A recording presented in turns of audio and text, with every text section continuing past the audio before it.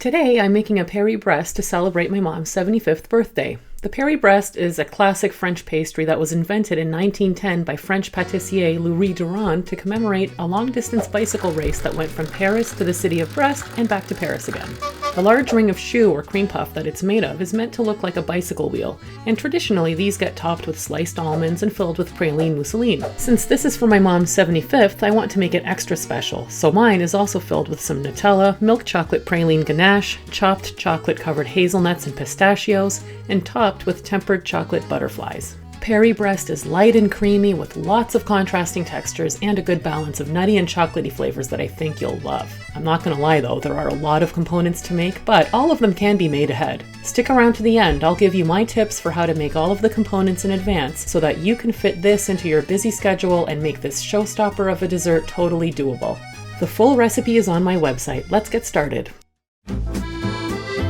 We're going to need some hazelnuts, but hazelnut skins can be bitter, so it's best to use blanched hazelnuts. In other words, hazelnuts with the skins removed. You can just buy blanched hazelnuts to save time, but they're usually much more expensive than regular hazelnuts, and they can be hard to find. So I'm going to show you how to do it yourself. Get a bowl of ice water ready while you bring 2 cups of water to a boil in a medium pan. Add 1 tablespoon of baking soda to the water. Be careful, it will bubble up.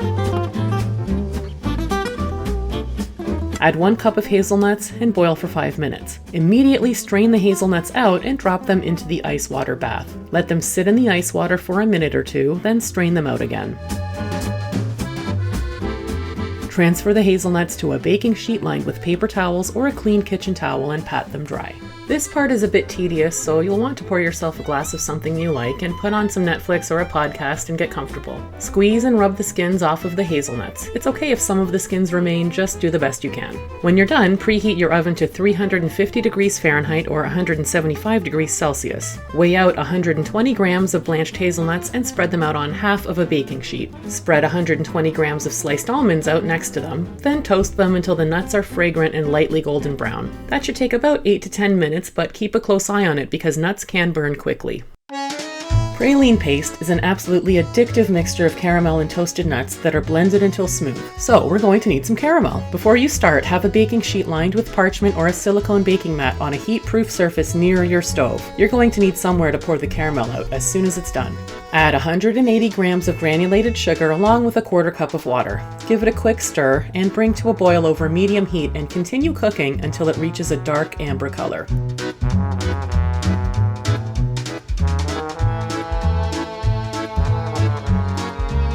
Immediately turn off the heat and carefully add the toasted blanched hazelnuts and almonds and stir to coat.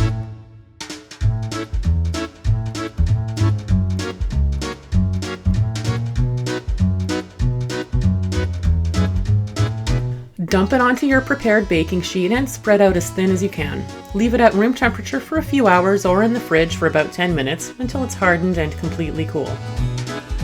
Break the caramel up into pieces small enough to fit into your food processor and begin processing. Just note that this step is going to be super loud, especially at the beginning. This is what mine looked like after a couple minutes. Every so often you'll want to stop the food processor to scrape it down because it's going to want to clump up around the outsides of the container. Keep going until it's nice and smooth and almost a liquid. This can take up to 10 minutes depending on your food processor.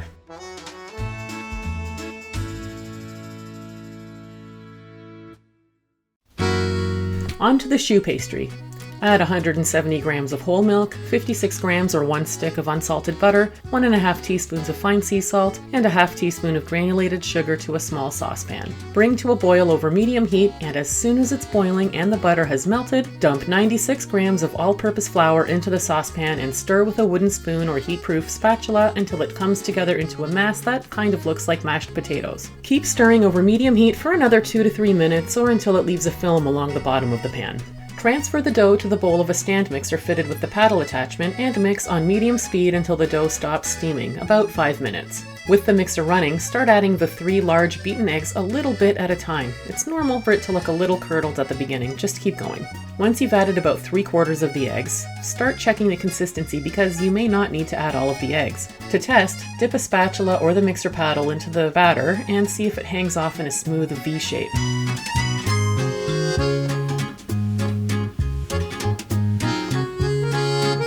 Mine isn't quite ready yet, so I'll add a little more egg and check again.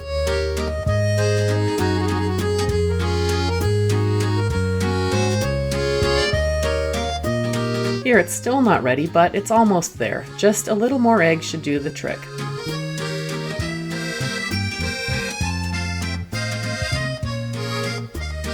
There, that's more like it. Now transfer the choux to a piping bag fitted with a large French star tip.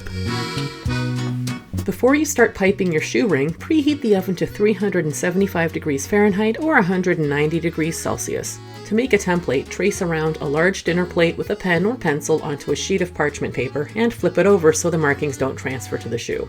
Pipe one ring of choux right on the traced line, then pipe a second line to the inside of it.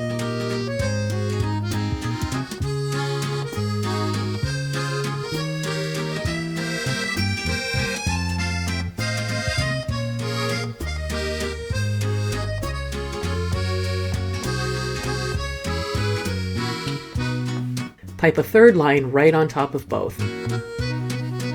Don't worry if your piping breaks up like mine did. You can either put your decorations there later to hide it or dip a finger in some water to smooth it out before baking. Brush all over the top with some beaten egg and sprinkle with raw sliced almonds. You can either sprinkle them on all over or leave part of it plain wherever you want to add decorations later. Bake until very puffy and golden brown, about 35 minutes. Turn the pan halfway through to ensure it bakes evenly. Set aside to cool completely. Put 100 grams of chopped milk chocolate in a medium heat-proof bowl. Heat 200 grams of heavy cream until steaming on the stove or in the microwave and pour it over the chocolate. Let it sit for a minute or two until the chocolate melts, then whisk until smooth and shiny. Add 50 grams of the praline paste and 20 grams of unsalted butter and stir.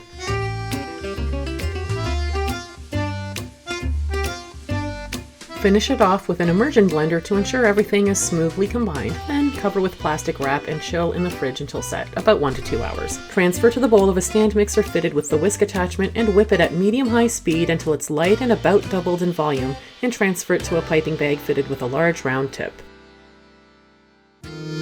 Finally, let's make the Praline Mousseline. Let's start by making some pastry cream. Whisk together 65 grams of granulated sugar with 25 grams of cornstarch to work out any clumps. Whisk in 4 large egg yolks until smooth.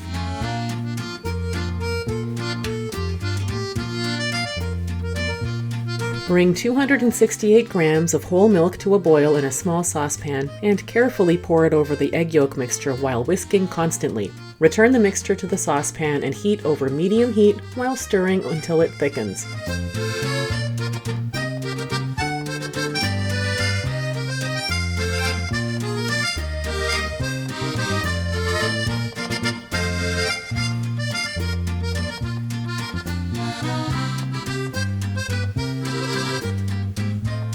Remove from the heat and add 55 grams of unsalted butter and stir until smooth. Pass it through a sieve to remove any cooked egg bits and press a piece of plastic wrap directly on the surface to prevent the skin from forming. Chill in the fridge until cool and set, about 2 hours.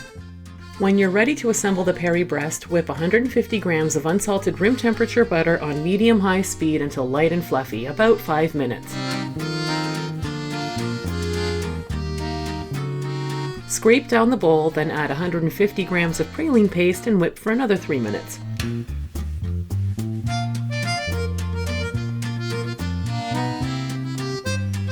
With the mixer running on medium, add the pastry cream a dollop at a time, waiting until each addition has been fully incorporated before adding the next. Scrape down the bowl and switch to the whisk attachment, then whip on medium-high speed until light and fluffy. Transfer to a piping bag fitted with a large star-shaped tip. To make the chocolate butterflies, fill a small piping bag with tempered dark chocolate or chocolate candy melts which don't need to be tempered. You can either use a small round piping tip or just snip a tiny bit off the end of a disposable piping bag or Ziploc bag.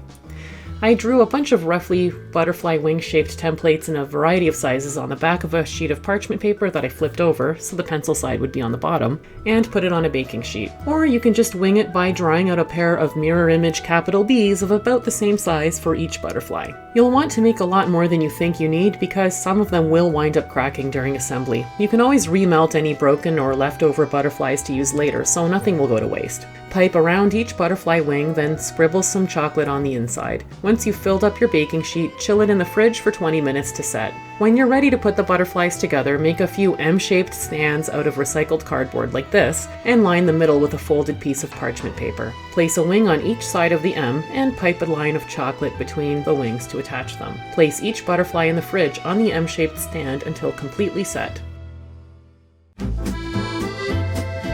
I had some chocolate-covered caramel, hazelnuts, and pistachios that I thought would go great with this cake, so I'm chopping them up to use later. Use a serrated knife to slice off the top third of the choux ring and set it aside for now. Fill a piping bag fitted with a medium round tip with a couple scoops of room temperature Nutella, and pipe 3 rings around the base. Pipe a few rings of whipped ganache on top of the Nutella and sprinkle the chopped chocolate-covered nuts all over. Pipe big dramatic swirls of the Praline Mousseline over top of that. If you have to stop to push the mousseline down in the piping bag, just pick up where you left off and keep going until you get all the way around. Sprinkle on some more chopped chocolate-covered nuts, then cover with the top of the choux ring and press down gently. To decorate, I'm going to pipe a few dollops of mousseline on top of the choux ring where there aren't any chopped almonds, and pipe smaller dollops of whipped ganache and Nutella in between.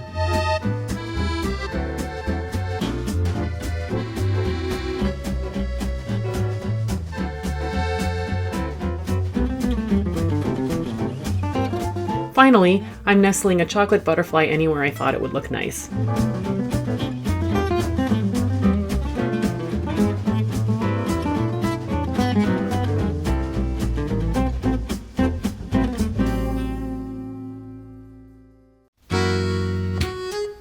Praline paste keeps in the fridge for up to a month, so you can make it way in advance. In fact, make extra while you're at it because this stuff is absolutely delicious and you're going to want to drizzle it on your ice cream, spread it on your toast, or just eat it out of the jar with a spoon.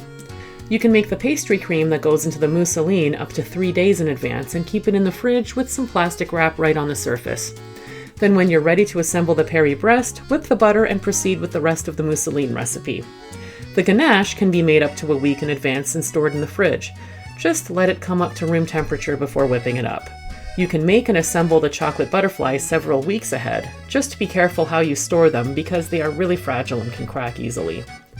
The choux pastry needs to be made the day it's going to be baked, but you can bake the choux ring and let it cool, and then freeze it tightly wrapped up for up to 3 months. When you're ready to assemble the Paris-Brest, just let it defrost at room temperature before slicing it and putting it all together. There you have it, a delicious showstopper of a dessert with lots of yummy fillings that's completely achievable if you make some of the parts in advance. Leave me a comment if you'd consider making one of these yourself, and if you enjoyed this video, please like and subscribe. Thanks for watching!